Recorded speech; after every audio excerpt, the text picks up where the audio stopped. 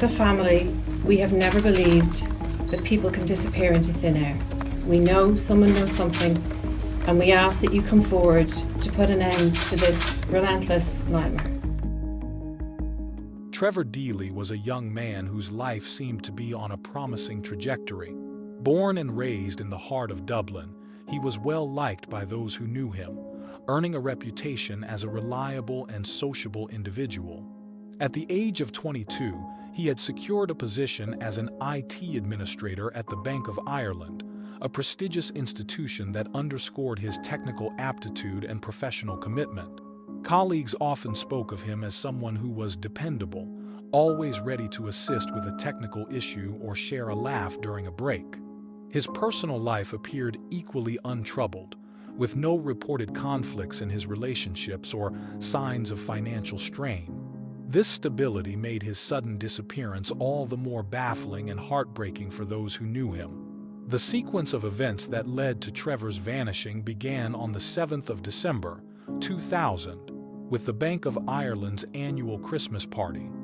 This event was a highlight of the year for employees, a chance to celebrate their hard work amidst the festive season. The venue was adorned with holiday decorations, and the air was filled with the sound of cheerful conversation and holiday music.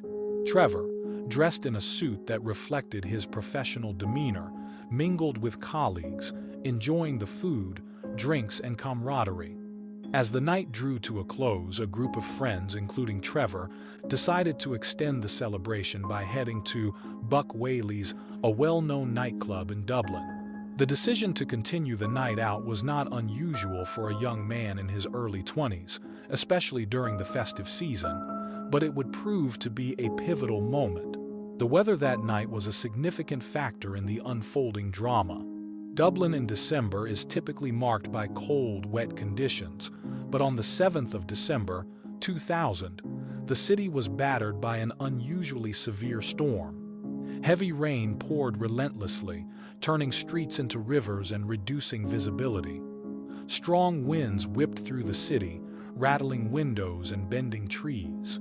The storm created a hazardous environment, one that posed a clear danger to anyone navigating the streets, especially in the early hours of the morning. Despite these conditions, Trevor and his friends arrived at Buck Whaley's, where the warm interior and pulsating music provided a stark contrast to the chaos outside.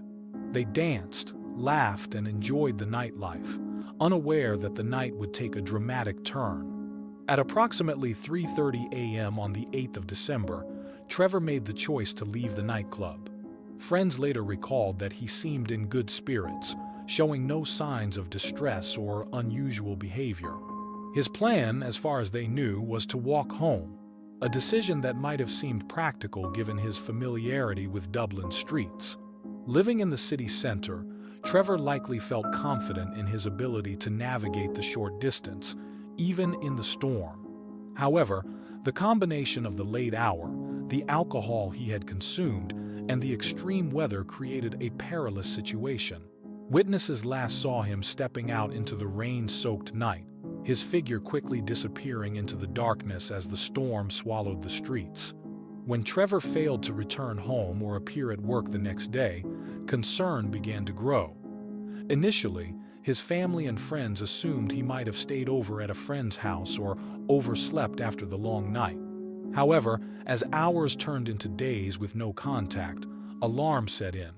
His parents, worried sick, contacted the Garda Síochána, Ireland's national police service, to report him missing.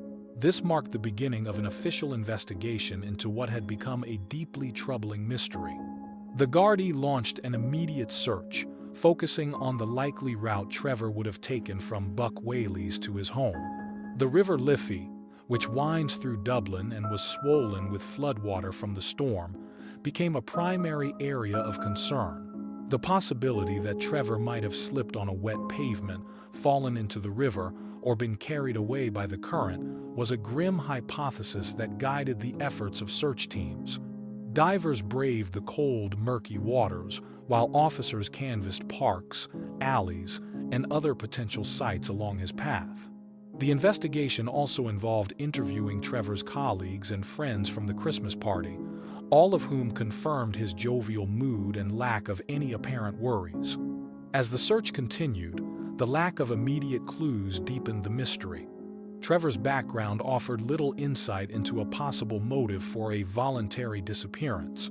His bank accounts showed no unusual activity, and there were no indications of personal conflicts or mental health struggles.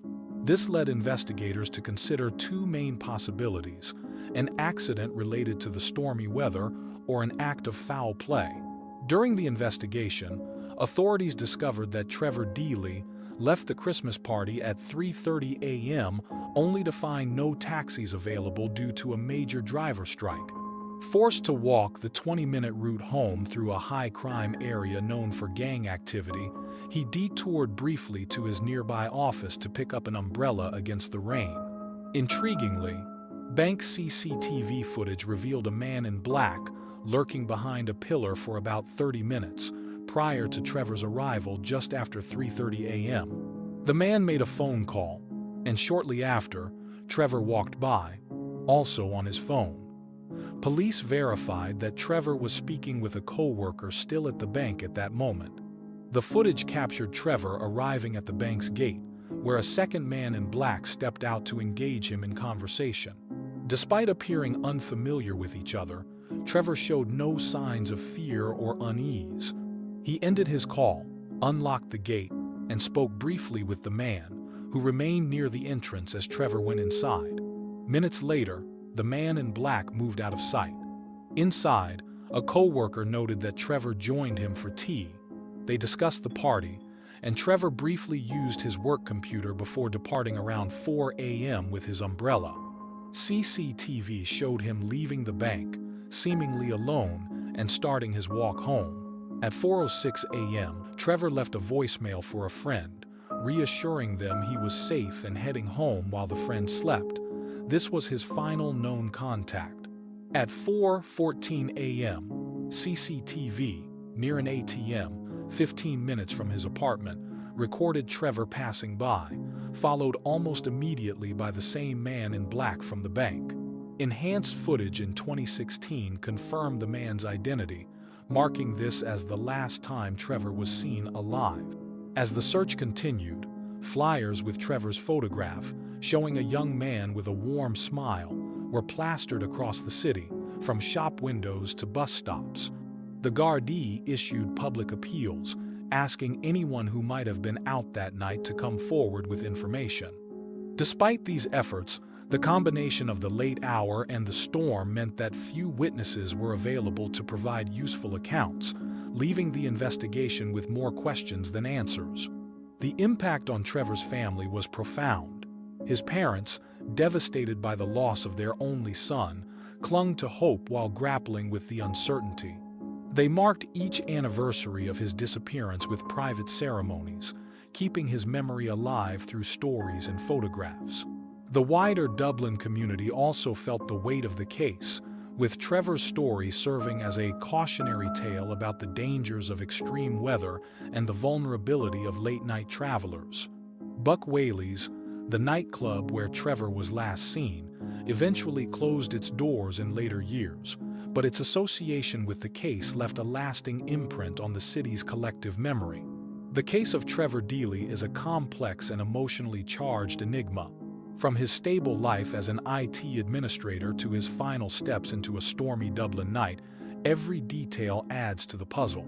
While the Gardaí and his loved ones have explored numerous avenues, the absence of a resolution leaves room for both sorrow and speculation. Until new evidence comes to light, Trevor's story will endure as a poignant mystery, a testament to the fragility of life and the enduring human quest for answers.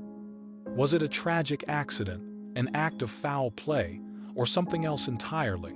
We may never know the truth, but your thoughts matter. What do you believe happened that stormy night in December 2000? Let us know your theories in the comments below. And if you found this case as compelling as we did, don't forget to like this video, subscribe for more deep dive mysteries, and share it with others to keep Trevor's story alive.